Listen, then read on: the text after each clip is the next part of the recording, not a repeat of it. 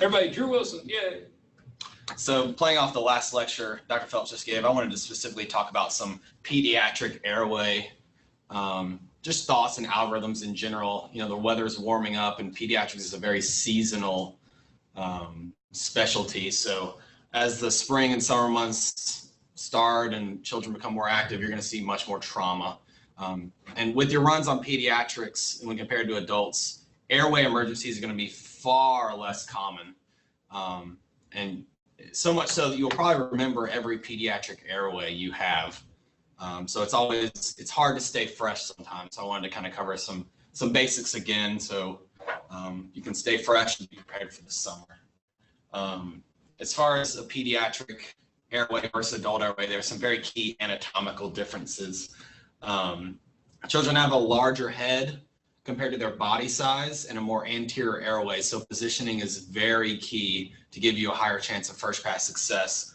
Be very conscious of a shoulder roll to elevate that chest, align it to the tragus of their ear, and give you a better chance to see that anterior airway. They have a very large tongue and epiglottis, particularly younger infants under 2 years of age.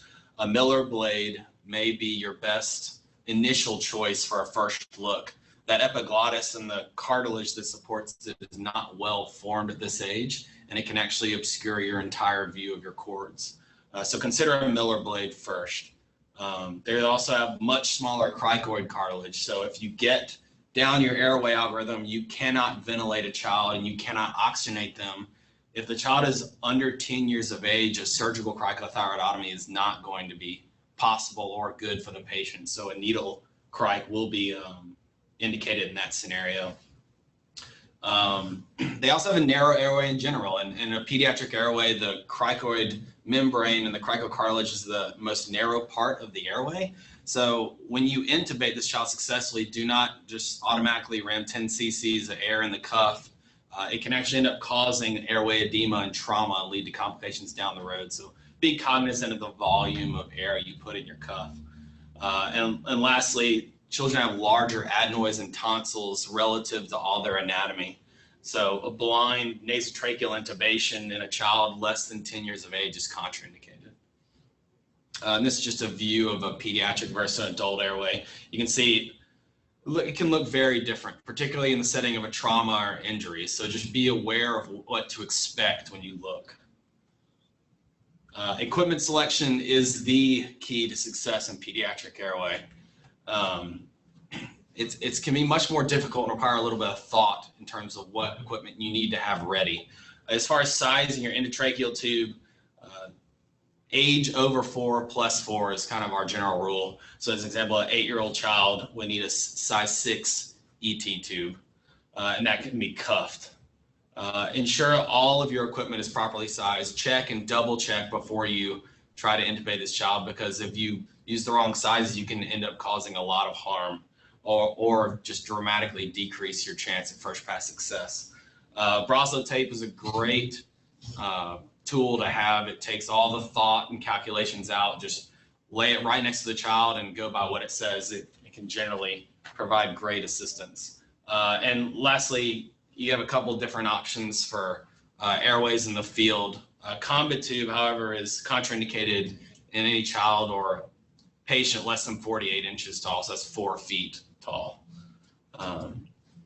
So with any airway, but particularly a pediatric airway, you really have 3 basic questions you need to be cognizant of before you progress down your airway algorithm. Will you be able to bag, mask, ventilate this patient? If you can bag, mask, ventilate a child, you have time. So that's very important to recognize. Are you likely to be successful when you try to intubate this patient? With a Miller or a Mac blade, is your positioning optimal? Is your equipment appropriate for this child? And then what rescue devices do you have at your disposal and which is most appropriate? Be ready.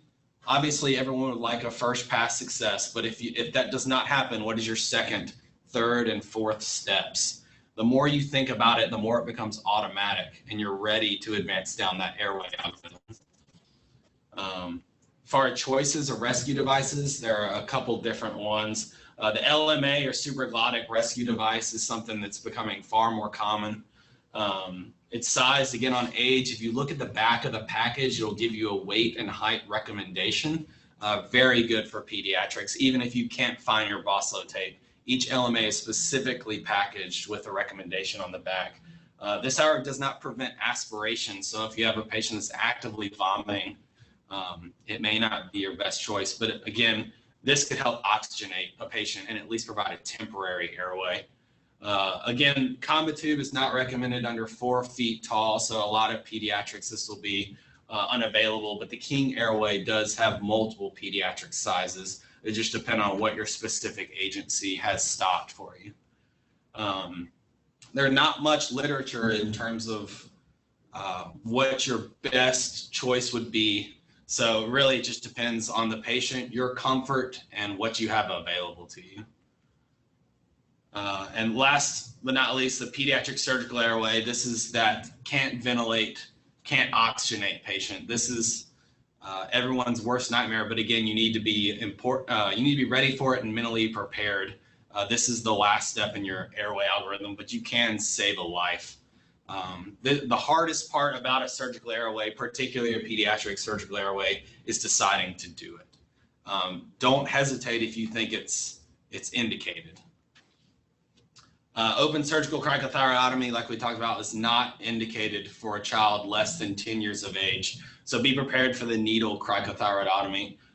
There are a lot of kits for needle crics, but if you don't have one, find a 14 gauge needle or the biggest needle you have, preferably with a non-kinking rigid catheter so that you don't occlude the airway once you're in. Landmarks are the same as a surgical cricothyrotomy. Find the Adam's apple and the soft cricoid cartilage right below it. Attach like a 10 cc syringe to the 14 gauge needle and put a little bit of normal saline or fluid in it. That way, when you enter the airway, you'll see air bubbles and a loss of resistance. And that'll tell you you're in the right place. And then attach an adapter for a 3.0 endotracheal tube on the end, and then you should be able to bag mask ventilate this patient to get them to a definitive care. So in conclusion, be mindful of your anatomical differences with a pediatric airway. If you don't know about the differences, you're just setting yourself up for failure. Positioning is crucial, as always. Rescue devices will not work properly and can even cause harm if they're not sized for an individual patient. Always think down your next steps in your airway algorithm and be prepared to advance down them. And if you have a patient you cannot bag mask, ventilate, and you cannot oxygenate, proceed with your surgical airway immediately. This is a life-saving procedure. And that is it.